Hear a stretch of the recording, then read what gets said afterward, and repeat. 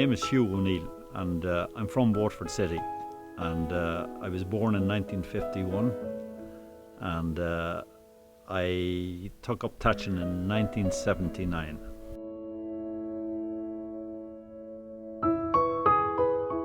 Most of my work is done in reed, but I can do a little straw.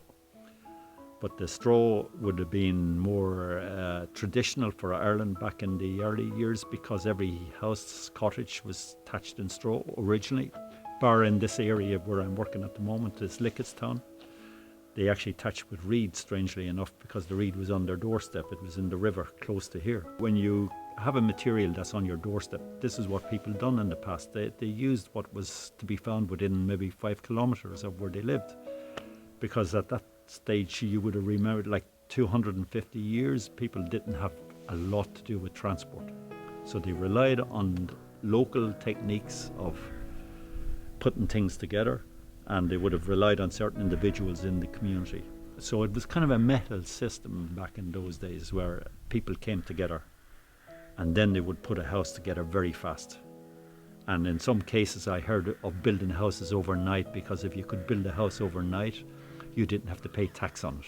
So my role is to liaise with the homeowner and with the contractor on site, in this case the thatcher, but also to liaise with the Department of Culture, Heritage and the Gaeltacht.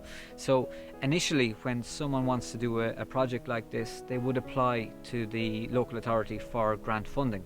The grant funding is made available by the department to the local authority, and then we dispense it for successful applicants throughout the county. So the whole thing is about liaising with the owner, looking at assessments, agreeing methodologies and specifications, and then of course inspections throughout the life of the project itself. Well, when I came here first, it was about 10 years ago, and the original owner, who has since passed away, he actually got me to do 2 hips on this roof originally. That's my connection with her. And then over the years, it's been slowly going down since. And there was a lot of holes in this house, in the roof itself. The birds had actually nested inside. So they went through the old thatch very easy for some reason, and there's a lot of crows basically in this vicinity here. Now eventually we got to the stage where he got approval for the grant from the county council, and that has made a significant difference to making this man hold on to his thatch roof. I came down to look at this project probably about 18 months ago, and there was quite a lot of reed had fallen off the roof, and there was a lot of crows on the roof, and there was water starting to get into the building. The walls were starting to break down at the heads of the walls, and now we come back here over the last number of weeks, and you can just see the quality of the workmanship.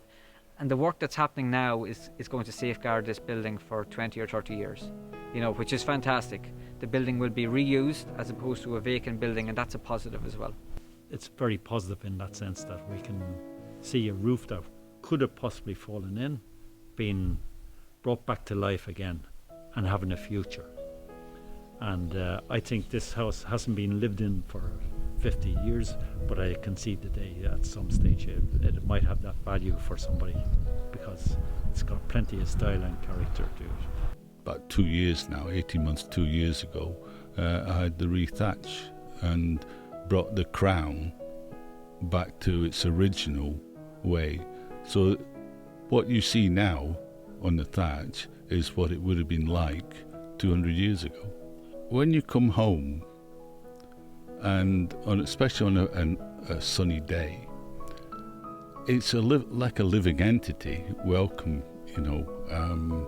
there's this honey glow on the roof, and it's just so welcoming, and you think, I'm home, and it's just peaceful. It makes you relax, and it takes all your worries away just looking at it.